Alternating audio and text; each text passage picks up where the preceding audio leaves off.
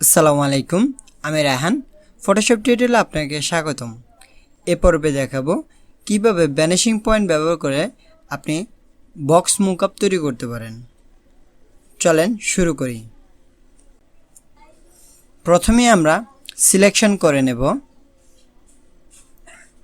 Control x দিয়ে কাট করে নেব। নতুন একটা লেয়ার নেব, আগের লেয়ার ডিসেবল করে দেব।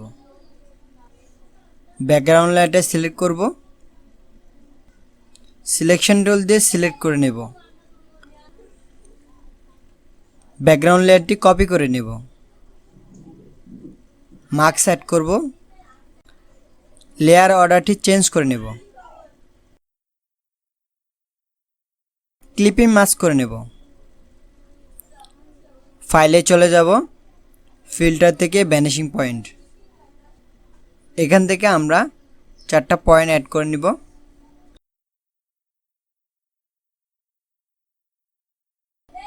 কন্ট্রোল প্রেস করে আমরা এটাকে বাড়িয়ে দেব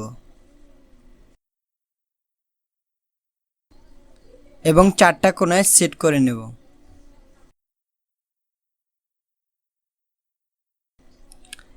এবং আবার কন্ট্রোল প্রেস করে পাশে বাড়িয়ে নেব। আমাদের কাট করা ডিজাইনটি নিয়ে আসব, কন্ট্রোল ভি প্রেস করে পেস্ট করে দেব। এখানে ড্র্যাগ করে আমাদের পয়েন্ট অনুযায়ী আমরা বসিয়ে দেব, দেন আমরা ওকে করে দেব। হয়ে গেল আমাদের মুকআপ। আরেকটু রিয়েলিস্টিক করার জন্য আমাদের ব্লেন্ডিং অপশন থেকে মাল্টিপ্লাই করে দেব।